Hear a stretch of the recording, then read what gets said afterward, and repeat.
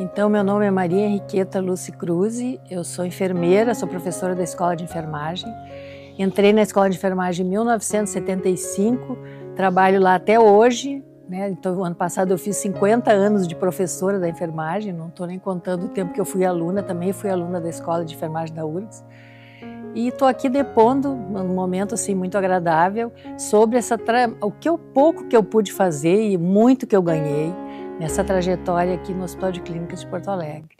Então eu entrei aqui no hospital, eu fiz meu mestrado na Escola Ana Nery, da Universidade Federal do Rio de Janeiro.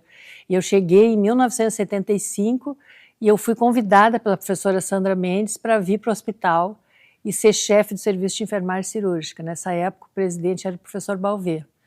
E trabalhamos ali direto, para ter ideia, eram 5 serviços de enfermagem só, uma coordenadora, não tinha assessores, nada. E era um grupo assim super unido e que estava recém começando a enfermagem no hospital, que tinha começado em 71, 72, começou no ambulatório com a professora Léa Muxo, também trabalhei com a professora Léa há bastante tempo, ela era chefe das áreas do ambulatório. E ali nós começamos a trabalhar e tínhamos uma relação muito boa. A professora Sandra era uma pessoa de uma facilidade de relacionamento, ela foi muito próxima do professor Balvê, muito próxima do professor Albuquerque, com quem ela trabalhou muitos anos, né? E trabalhamos ali numa luta para começar abrindo unidades. Quando o serviço de enfermagem cirúrgica, quando eu comecei a trabalhar, tinha 3 unidades, quando eu saí tinha 7 unidades, que a gente ia abrindo as unidades, então tinha toda aquela questão de contratar os funcionários, de mobiliar as unidades. Foi uma experiência assim muito boa. Eu acho que eu trabalhei muito aqui no hospital, mas eu ganhei muito mais do que eu dei. Assim, a experiência de vida, que eu acho que é outro aspecto super importante do hospital, é a importância que ele tem para a escola, a importância de ser um lugar onde a gente coloca aquilo que a gente ensina, a gente está fazendo todo dia. Claro que tem gente que os alunos mesmo dizem, isso aqui é fora da realidade. Não, isso é uma das realidades possíveis dentro do Sistema Único de Saúde. E a gente mostra o que é possível. Então, às vezes, o aluno vai para um outro lugar, bom, ele sabe um bom modelo. E eu sempre brincava com os alunos, eu não vou escolher a pior escola para o meu filho, para ele ter a visão da realidade mesmo. Eu vou procurar a melhor escola para ver que ali o que ele pode aprender de melhor, né? Então, a gente começou fazendo aquilo que a gente achava o mais adequado. E ali foi o início de uma coisa que hoje é super forte no hospital e no Brasil inteiro. O hospital é um modelo para isso, que foi a sistematização dos registros todos, dos procedimentos de enfermagem. O que é isso? Quando a gente vai cuidar de um paciente, eu não posso ter na minha cabeça o que eu vou fazer primeiro, depois, agora tem que dar banho, tem que trocar o curativo, tem que tirar do leito, tem que dar medicação, tudo na minha cabeça não, eu tenho que fazer uma prescrição, eu tenho que anotar os passos do cuidado. Então, como é que eu descubro o que eu tenho que fazer? Eu examino o paciente, eu listo os problemas, eu prescrevo, eu anoto, eu registro, e a outra coisa super importante é registrar o trabalho da enfermagem. A enfermagem é uma profissão que tende a ser invisibilizada, né? A gente diz, nós somos o alicerce do hospital, e como o alicerce está escondido embaixo da terra, né? Só que a gente é fundamental, e nessa época nós éramos, hoje talvez um pouquinho menos, nós éramos 45% do pessoal do hospital era o pessoal de enfermagem. Então, foi uma jornada e a gente começou coisas com muita qualidade, com alguma diferença de outros lugares, e uma das coisas talvez mais visíveis era as 3 noites. Então, o nosso técnico, a nossa enfermeira da noite, trabalhava uma noite sim e 2 não. E com o tempo, o que começou? Os outros hospitais, até hoje, aqui no Rio Grande do Sul e no Brasil, poucos lugares têm essa jornada. O que quer dizer isso? O funcionário, a enfermeira, o técnico vem na segunda-feira, folga terça e quarta e volta na quinta. Quer dizer, realmente o pessoal da noite dorme de dia, tem uma qualidade de vida, consegue ter uma vida, né? E conseguir se estruturar e tal. O que aconteceu com isso? Além de toda a questão da segurança e do cuidado, isso aqui, o hospital, se transformou num lugar muito bom de trabalhar. Até hoje nós tiramos pessoal de qualquer lugar do Rio Grande do Sul vem trabalhar aqui no Hospital de Clínicas. E não é só por isso, mas é também por isso, porque a jornada é diferenciada, o espaço da enfermagem é diferenciado, a gente é ouvida, não pensa que foi sempre fácil, e até hoje não é, mas a gente tinha um espaço, eu acho que o espaço era o quê? Nós éramos professores da universidade, os médicos eram professores da universidade, e ali nesse início que teve a professora Maria Helena Nery, que era assim uma mulher muito à frente do tempo dela, super bem, viva até hoje, com a boa cabeça. E a professora Marileda Cunha, que era professora de administração, que foram as pessoas que começaram a área de enfermagem junto com o professor Faraco, o professor Franciscone e muitos outros que estão naquele modelo ali, naqueles fundadores do hospital, né? Então, o que a professora Néria e a professora Marileda fizeram? Criaram essa jornada. E essa jornada nós mantemos até hoje a duríssimas penas.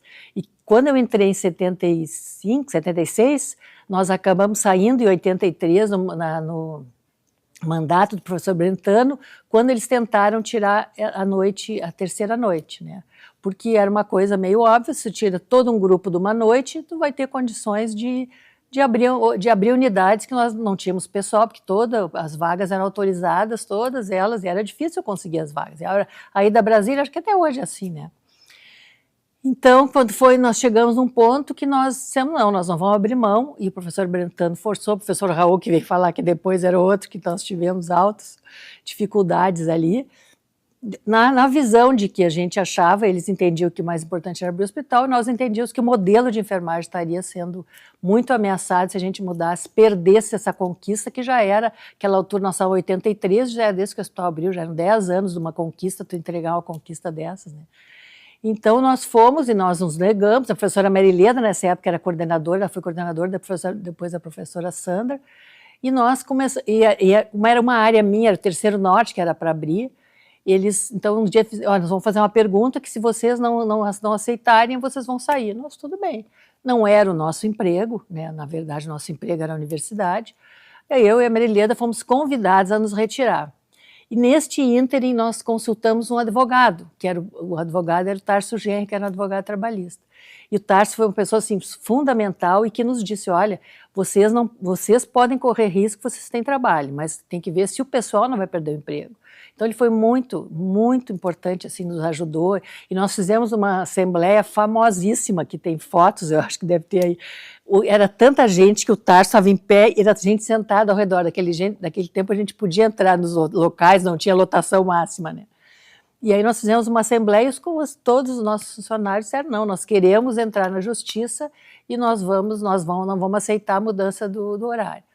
E nós entramos, era a Justiça Federal, e nessa audiência foi assim muito interessante, nós tivemos 2 professores que vieram, um nós fomos falar que foi o professor Rubem Maciel, e o outro que se ofereceu foi o professor Renato Amaral.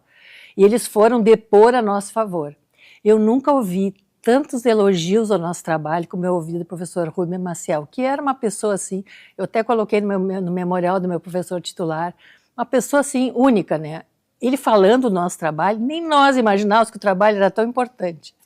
Até ficou emocionada quando lembro dele, que era uma pessoa realmente assim, diferenciada, fora da média, né? Então nós fomos à Justiça Federal e ganhamos. A Justiça disse que sim, que nós podíamos manter essa jornada, muito ajudados pelos professores, o professor Renato também foi muito importante.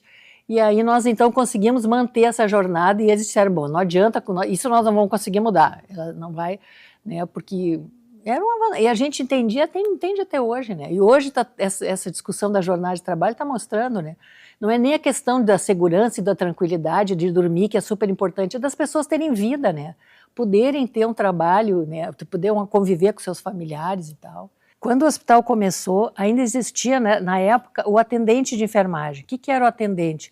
Era uma pessoa que vinha procurar trabalho no hospital e a gente percebia que ela sabia ler, escrever, que tinha uma condição. Ela era treinada, cursos aqui no hospital era um pouco mais tempo, mas fora era um curso de 20 horas, de 40 horas. Tu treinava uma pessoa para dar medicação, ajudar no banho, ajudar no posicionamento, tirar o paciente do leito. E então, só que eles não tinham formação nenhuma. Então a base eram os atendentes, que as unidades todas tinham atendentes, eles faziam muito transporte de paciente também. Depois tinha o auxiliar de enfermagem, que naquela época, até 1993, existia essa formação. Com a LDB, a Lei de Diretriz e Base daquele ano, a LDB proibiu a formação para o trabalho antes do nível médio. Então o auxiliar era um suplementar não era do nível médio. Então, os cursos de auxiliar de enfermagem que existiam, eles tinham que se transformar em técnicos, que seria o curso junto com o nível médio. Então, para o trabalho, a pessoa tinha que ter nível médio pela LDB. Então, era uma coisa que a gente sempre planejou, acabar com o auxiliar e com o atendente, e a gente nunca ia conseguir, só que a LDB veio por outro lado, assim, e proibiu isso, e a gente teve que se organizar. Então, desde 94, a gente ainda admitiu auxiliares de enfermagem, mas depois disso não havia mais a formação. Hoje o hospital ainda tem auxiliares, poucos, mas tem, porque foram pessoas que se formaram naquela época, né? Então, eram os auxiliares, os atendentes usavam amarelo, os auxiliares usavam os auxiliares rosa, os técnicos azul e os enfermeiros usavam branco. E cada unidade tinha toda essa formação de todo esse grupo com trabalhos diversificados e tal, trabalhos mais simples, mais complexos e tal. E desde o início, a enfermeira fazia determinadas coisas, por exemplo, a punção venosa, que hoje tem uma equipe de acesso vascular, né? Toda a punção era feita pela enfermeira, toda a sondagem era feita pela enfermeira. Então, são coisas que a gente introduziu entendendo que isso seria melhor para a segurança do paciente. E assim nós fomos trabalhando. Isso era um modelo especialmente pela questão da sistematização, né? Pelo fato de a gente ter isso tudo que eu já falei de sistematizar o trabalho e principalmente de ter o registro, o que o enfermeiro, o técnico, o auxiliar fazem, né? Está lá registrado nos prontuários do paciente, as ações que eles fazem. Essa jornada de uma noite sim, duas não, já era um início de jornada de 30 horas para a enfermagem, que é uma batalha que nós temos há anos, desde o século passado. A enfermagem é uma profissão muito numerosa, né? Só para ter uma ideia, no Conselho hoje são mais de 3 milhões de inscritos, fora os formados que não estão inscritos, mas só trabalhando inscritos no Conselho são 3 milhões, em torno de 20% são enfermeiros e 80% são principalmente técnicos e alguns auxiliares ainda, né? Então, esse grupo todo é muito grande no Brasil. O Ministério da Saúde entende que de 58% a 62% das ações de saúde são executadas pelo pessoal de enfermagem. Então, esse ganho essas vantagens, entre aspas, né, as características do trabalho da enfermagem, é muito difícil de ser aprovado, porque elas interferem em todos os setores, nos hospitais, na rede básica. Todas as pessoas vão trabalhar um pouco menos, isso é muito difícil de passar. Nós conseguimos agora, uns 2 anos atrás, um salário mínimo profissional para o enfermeiro. E é assim mesmo, com muita luta pela questão de manter o salário atualizado. A atualização do salário, não adianta ter um salário que não tem atualização garantida, né? Então a gente conseguiu isso depois de anos de luta. Então, é muito importante, é um grupo grande, mas às vezes é um grupo muito grande também é muito complicado, né? E aqui no hospital a gente sempre teve, assim, eu acho que uma força muito grande, eu já falei e reforço, esse modelo funciona porque tem os professores da universidade aqui. E mesmo que às vezes a nossa relação com os enfermeiros não é assim um céu de brigadeiro, mas elas reconhecem isso. Que se não fosse a presença dos professores aqui que estão em situação de igualdade com os professores da medicina, a gente não teria conseguiria manter ideias que a gente lá ensina e propaga e aprende, e escreve, né? Que eu acho que isso aí é um modelo muito importante, e que foi um modelo que acabou sendo né, colocado nos outros hospitais universitários, né? Só que os outros hospitais, eu trabalhava, eu era coordenadora da enfermagem nessa época que se criou a empresa pública essa de organizar. Como é que é o nome da empresa mesmo? Empresa pública de direito privado. Mas a empresa que criou, que administra os outros hospitais. Só que o Hospital de Clínicas é uma empresa pública e essa empresa administra os outros, né? Então nós começamos a mostrar o modelo e falar e tal, e um dia numa das reuniões de Natal, uma delas me perguntou: Henriqueta, quando é que vocês vão entrar? Que era uma opção, o hospital entrava se quisesse, tinha muitas vantagens e tal. Eu disse: não, nós não vamos entrar, nós já somos uma empresa pública igual à empresa pública que está administrando os outros. Foi bem complicado, assim, porque as pessoas não entenderam que a gente já era uma empresa pública, né? E a gente vivia com essa coisa na cabeça, nós não podíamos mexer naquela lei de criação do hospital de medo que mexessem no modelo, né, do hospital, que foi uma criação do professor Faraco, que foi assim, super importante. Ele soube usar os acessos que ele tinha na época, né, no regime militar, que foi bem complicado, mas ele foi uma pessoa que conseguiu tirar uma empresa pública super boa, né, que eu acho que esse é um dos segredos do hospital, né. ser uma empresa pública, os funcionários CLT, eu sou uma funcionária estatutária, sei o quanto é bom estar aposentado, ter um salário da ativa, mas o fato de ser CLT, de tu ter algum risco, isso é muito importante, porque e aqui no hospital as pessoas têm segurança no trabalho, não é qualquer um que é demitido injustamente e tal, mas mesmo assim, essa questão de ser a CLT, eu acho que é uma coisa bem importante, que é o que eles estão fazendo nos outros hospitais, né? Estão tirando, os estatutários continuam e eles contratam CLT. Contando uma outra parte, aí eu saí do hospital em 83, nós fomos saídas, né, nos braços do povo, porque nós tínhamos dito que a gente não ia mudar, organizamos todo aquele sistema, fomos à justiça, ganhamos, mas isso era a administração do professor Brentano. Aí eles trocaram a coordenadora, veio a professora Marina Pisato, e nós ficamos fora. Nesse meio tempo, eu e meu marido tivemos nossos filhos, de 85 a 89, e em 2004 eu fui convidada de novo para voltar para o hospital, para o mesmo serviço que eu já tinha estado e tal. E aí fiquei pensando, venho, não venho e tal, porque os meus guris já estavam grandes e tal. Aí resolvi voltar e fui chefe do serviço de 2004 a 2008. Em 2008, aí nós tivemos... aí começou uma outra questão bem complexa, que até hoje nós não resolvemos, que é a escolha dos dirigentes na área da enfermagem. Que o hospital tem toda uma tradição democrática que a gente valoriza e gosta e acha que é um momento super interessante de ter campanha, de eleição direta e tal, todo mundo vota, mas na enfermagem o pessoal acha que tem que votar a coordenadora também e os assessores, e não só o presidente do hospital, aquele grupo escolheu uma das pessoas para ser coordenadora. E eu vivi, assim, teve várias situações, eu vivi uma situação bem complicada, porque em 2008 o nosso grupo me escolheu para eu ser a coordenadora, a professora Gisela Soto de Moura ser a minha assessora. Então nós fomos eleitas pelo grupo, né, pelos enfermeiros, pelos auxiliares e técnicos, e aí nós fomos impostas pelo grupo do professor Amarílio, né, para o grupo do professor Amarílio. E aí foi um momento, assim, eu fui coordenadora nessa área de 2009, 10, 11 e 12, 2009, 10, 11 e 12. Foi, assim, um momento super complexo. Eu entrei num grupo que era o professor Amarílio, o professor Sérgio, a Tanira, né, a professora Nadine. Eles tinham feito uma campanha, tinham corrido o hospital inteiro, ido para a urna, sido eleitos, uma campanha super dura que tinha havido uma oposição e tudo, né? Aí, quando eles estavam lá, vem aquela pessoa que está atrás dela, tem 45% do pessoal do hospital, que não tinha nada a ver com eles. Eu era estranha sociológica, né? Mas, assim, foi incrível, assim, a relação. E como eu entrei no grupo, eu era mais velha do que eles, conhecia mais a URGS do que eles. Então, tinha todo um desacerto, assim, que foi incrível. O professor Amarílio, assim, foi uma pessoa inesquecível para mim, também é outro, assim. Até hoje eu volto e me lembro de coisas que ele dizia, né? Assim, uma pessoa... E ele depois brincava, ele chamava de professora. Professora, se eu não vou me acertar contigo, com quem eu vou me acertar? Porque eu tinha 45% do povo atrás de mim que tinha me escolhido, né? E ele foi incrível, assim, com aquele jeito dele, super afável, afetivo, né? Mas trabalhei super bem com ele. Volta e meia, ele dizia, vamos conversar. Ele estava na minha sala, fechava a porta. Ele perguntava coisas da universidade, falava de coisas e...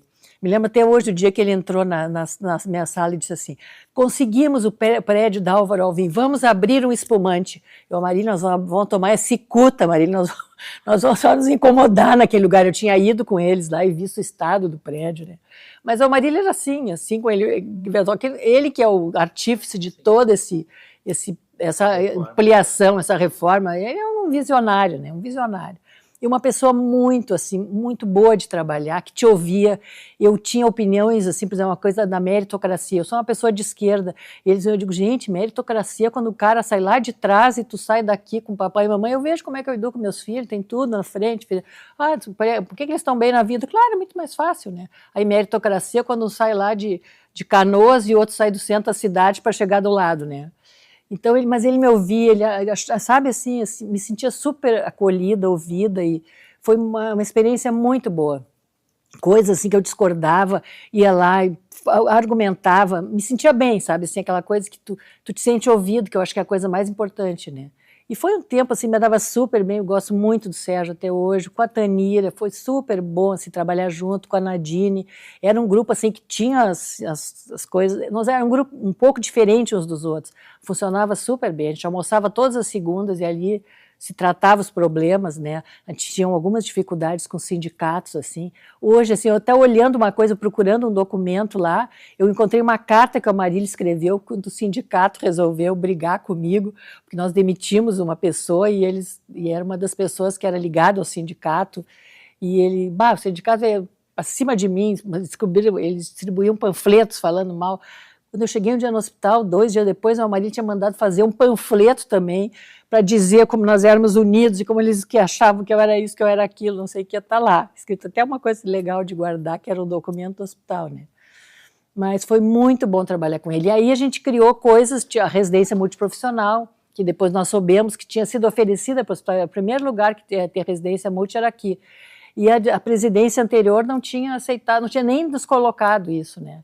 E com a residência multiprofissional, nós começamos a fazer uma reunião ali no 5º andar, a gente chamou o pessoal da Nutri, e quem mais que vinha era a Nutri, mais a psicologia que ajudava, e nós começamos a discutir. E aí eu discuti a criação dessa residência, que hoje ela é mais aberta, naquele tempo era uma multi mesmo, né? Todo mundo com uma mesma formação, cada um com Que ano começou? E a residência multi começou em 2010. Né? E uma coisa que eu aprendi ali, que eu não tinha me dado conta, quando a gente começou a chamar, nós tínhamos reunião quinta-feira, às 9 horas, era o dia que o pessoal ia chegando, e a gente foi chamando o pessoal da farmácia, pessoal das assistentes sociais, foram bárbaras nisso também. E aí eu entendi uma coisa que eu não tinha percebido. Nós que tínhamos muita dificuldade com a hegemonia médica, reclamávamos horrores, reclamamos até hoje, né? Da hegemonia médica, os médicos querem mandar não sei o quê. Os outros profissionais tinham essa mesma opinião de nós, né? Que nós achávamos que o hospital era nosso, porque isso aqui era um hospital de médico e enfermeira, né? Então, sabe, eu fiquei tão chocada com aquilo que a gente reclamava que faziam conosco, os outros profissionais, nossos colegas, com formação do mesmo nível que nós, reclamavam de nós, né? Que nós fazíamos com ele, né? Que é uma coisa assim que depois eu comecei a batalhar muito com o pessoal, gente, eles nos veem desse jeito, né? Nós chegamos lá no posto, não, o paciente não pode agora, não sei o que, a enfermeira acha que manda, né? E claro que o trabalho da enfermeira é fundamental ali, de coordenar aquilo tudo, mas a gente, assim como a gente gosta de ser tratado, a gente tem que tratar os nossos colegas, né? E ali na residência começou um movimento enorme da segurança do paciente também, a contratação desses outros profissionais que são fundamentais. Porque a enfermagem, e a enfermeira especialmente, tapa buraco quando não tem esses outros profissionais. Eu me lembro quando a gente tinha lá os pacientes do terceiro sul que faziam transplante de medula, os pacientes de convênio faziam o terceiro sul, os outros faziam no 5º sul. No terceiro sul não tinha nada. Eram os pacientes do IP, tinham um valor que ia para o médico e a enfermeira tinha que fazer papel de psicóloga, de assistente social, quase de dentista, porque eles tinham que, sabe, tudo. Quando não tem outro profissional, a gente tem que tapar o buraco, e tapar o buraco mal feito, né? Que não tem formação, não tem competência, não tem conhecimento. Então, isso eu acho que foi um grande avanço que a residência multi trouxe, de reunir esse pessoal todo, todo o pessoal da saúde, incorporar tudo isso, né? Isso aqui ser um pouquinho menos do que hospital de médico e enfermeira, que eu acho que sempre vai ser um pouco, né? Mas ser menos. Só para concluir uma coisa que eu não vou esquecer, que eu terminei a minha carreira aqui, até 2015 eu fiquei aqui, quando a gente criou o Núcleo de Cuidados Paliativos, que hoje é uma filosofia aqui do hospital todo.